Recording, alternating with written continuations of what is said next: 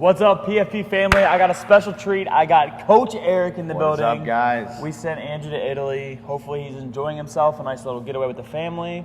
But we have some good stuff for you guys. And today we're going to kind of take it back a step and be a little more in the trench focused, because we've had some parents reaching out and trying to figure out how can they keep their athlete fresh in season, and how can they have them peaking during game time and avoid common mishaps we're seeing a lot of athletes fall into. So the first thing we had one parent, they reached out and they said, my son is absolutely wiped out on game day. They have tournaments on the weekends. For those of you that have young student athletes, you know Saturdays and Sundays can be crammed full of games. So how do I properly get my athlete to eat enough to get through the weekend? And a lot of times we complicate it. We start getting different things that we think they might need, but really comes down to is what are we doing leading up to that weekend? Because if you're waiting for that Saturday morning to make it happen, typically you're behind the ball. Absolutely. So Coach Eric's going to give you guys a few tips to what can you do that Thursday, that Friday, leading into those heavy tournament-packed weekends. Yeah, so for our tournament playing athletes on the weekends, those soccer players and lacrosse players and stuff like that, you want to get on the ball like early on. So I'd say as early as Tuesday or Wednesday that week, start to up those high carb meals, that dinner, the pasta dinners and stuff. It doesn't have to be crazy heavy like your pasta dinner before game day, that tradition.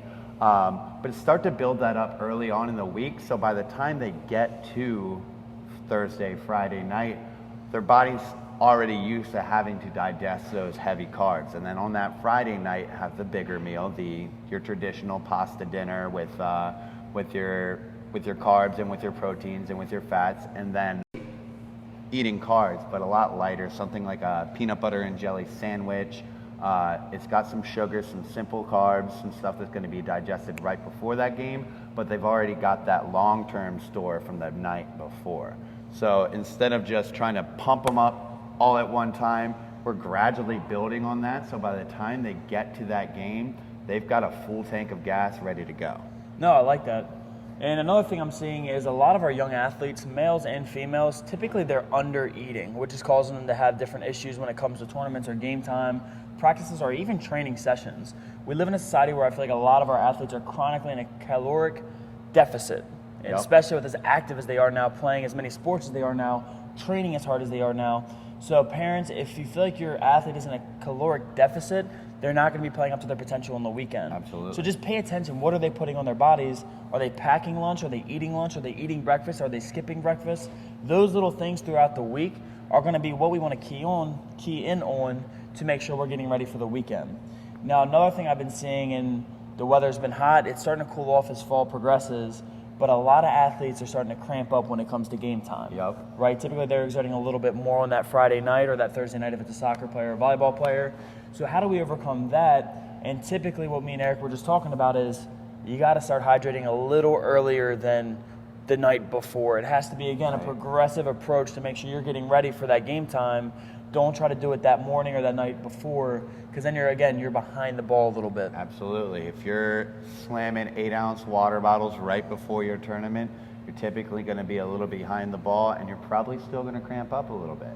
So start to hydrate a day, 2 days before that game, if not just developing your own personal hydration practice where you're already sure to get in enough water on a day-to-day basis.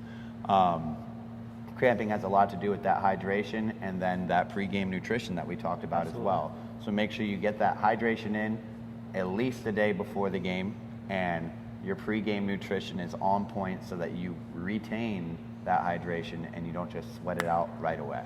Yes. So I know one thing when I was playing sports, especially football in high school, I was a chronic, I'd say, under-eater. And every Friday night I would have times throughout the game, it didn't matter if it was early and it was blistering hot, late in the season it was getting cold, I would always go down with cramps. And I had all those things. I had the crazy potassium packets from Gatorade, I had the sodium packets, and I mean the drinks were nasty.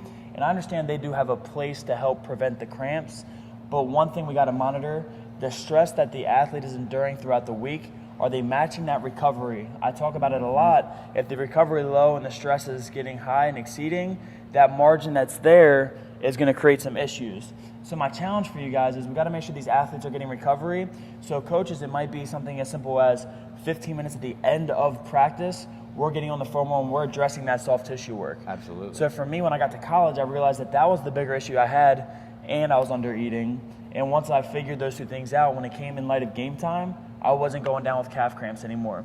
And I think my senior year, I went down every game but one with cramps.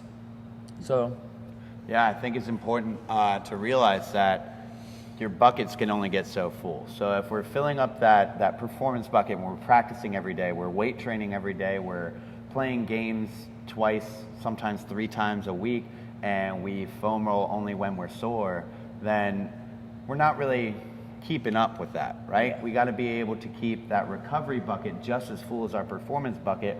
Otherwise, some of our performance is going to have to go into that recovery bucket, and we want to keep those both full.